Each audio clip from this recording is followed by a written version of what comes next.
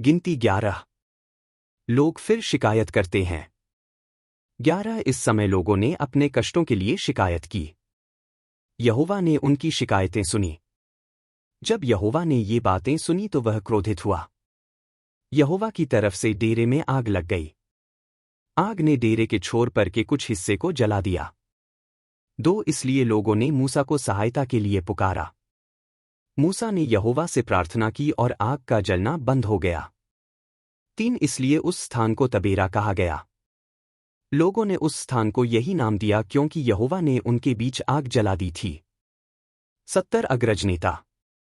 4 इस्राएल के लोगों के साथ जो विदेशी मिल गए थे अन्य चीजें खाने की इच्छा करने लगे। शीघ्र ही इस्राएल के लोगों ने फिर शिकायत करनी आरंभ की। लोगों ने कहा, हम मांस खाना चाहते हैं। 5 हम लोग मिस्र में खाई गई मछलियों को याद करते हैं। उन मछलियों का कोई मूल्य नहीं देना पड़ता था। हम लोगों के पास बहुत सी सब्जियां थीं जैसे ककड़ियाँ, खरबूजे, गन्ने, प्याज और लहसुन। 6 किंतु अब हम अपनी शक्ति खो चुके हैं, हम और कुछ भी नहीं खाते इस मन्ने के अतिरिक्त। 7 मन्ना धनिया के बीज के समान था, वह गूगल के पारदर्शी पीले गोंद के समान दिखता था। 8 लोग इसे इकट्ठा करते थे और तब इसे पीसकर आटा बनाते थे या वे इसे कुचलने के लिए चट्टान का उपयोग करते थे। तब वे इसे बर्तन में पकाते थे अथवा इसके फुलके बनाते थे। फुलके का स्वाद जैतून के तेल से पकी रोटी के समान होता था। 9 हर रात को जब भूमि ओस से गीली होती थी तो मन्ना भूमि पर गिरता था। 10 मूसा ने हर एक परिवार के लोगों को अपने खेमों के द्वारों पर खड़े शिकायत करते सुना। यहोवा बहुत क्रोधित हुआ। इससे मूसा बहुत परेशान हो गया।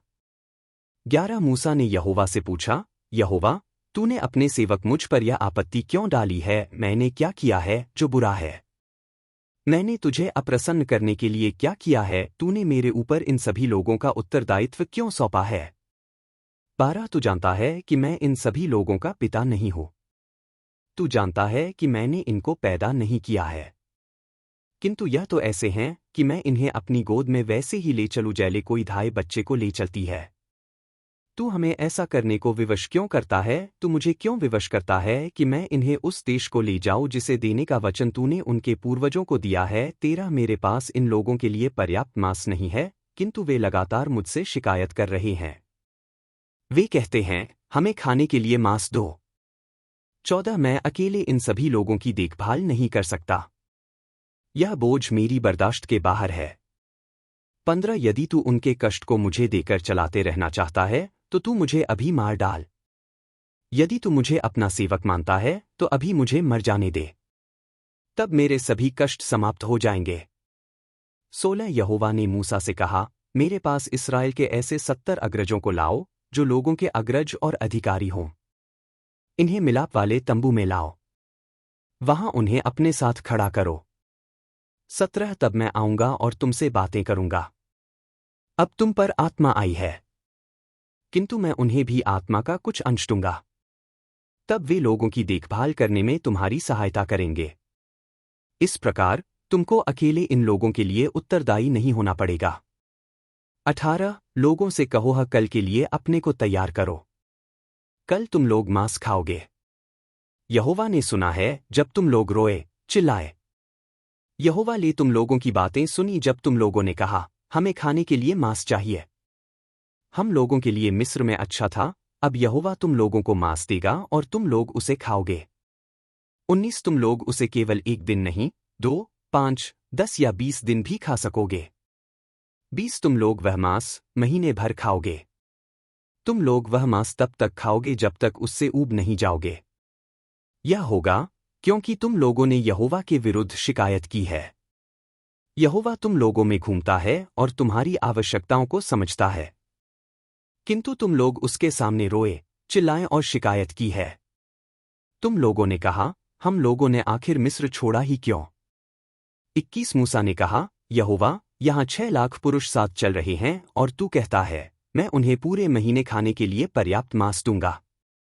22 यदि हमें सभी भेड़े और मवेशी मारने पड़े तो भी इतनी बड़ी संख्या में लोगों के महीने भर खाने के लिए वह पर्याप्त नहीं होगा, और यदि हम समुद्र की सारी मछलियां पकड़ लें तो भी उनके लिए वे पर्याप्त नहीं होंगी। 23 किंतु यहोवा ने मूसा से कहा, यहोवा की शक्ति को सीमित न करो। तुम देखोगे कि यदि मैं कहता हूं कि मैं कुछ करूंगा तो उसे मैं कर सकता हूं। 24 इसलिए मूसा लोगों से बात करने बाहर गया। मूसा ने उन्हें वह बताया जो यहोवा ने कहा था। तब मूसा ने 70 अग्रज नेताओं को इकट्ठा किया। मूसा ने उनसे तंबू के चारों ओर खड़ा रहने को कहा। 25 तब यहोवा एक बादल में उतरा और उसने मूसा से बातें की। आत्मा मूसा पर थी। यहोवा ने उसी आत्मा को 70 अग्रज नेताओं पर भेजा।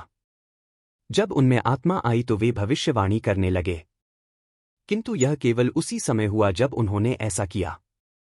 26 अग्रजों में से 2 एल्दाद और मेदाद तंबू में नहीं गए। उनके नाम अग्रज नेताओं की सूची में थे, किंतु वे डेरे में रहे, किंतु आत्मा उन पर भी आई और वे भी डेरे में भविष्यवाणी करने लगे। 27 एक युवक दौड़ा और मूसा से बोला। उस पुरुष ने कहा, एल्दाद और मेदाद डेरे में भविष्यवाणी कर रहे हैं। 28 किंतु नून के पुत्र यहोशू ने मूसा से कहा, मूसा, तुम्हें उन्हें रोकना चाहिए। यहोशू मूसा का तब से सहायक था जब वह किशोर था। 29 किंतु मूसा ने उत्तर दिया, क्या तुम्हें डर है कि लोग सोचेंगे कि अब मैं नेता नहीं हूं? मैं चाहता हूं कि यहोवा के सभी लोग भविष्यवाणी करने योग्य हों।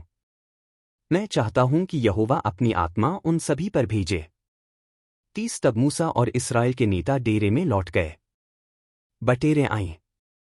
31 तब यहोवा ने समुद्र की ओर से भारी आंधी चलाई।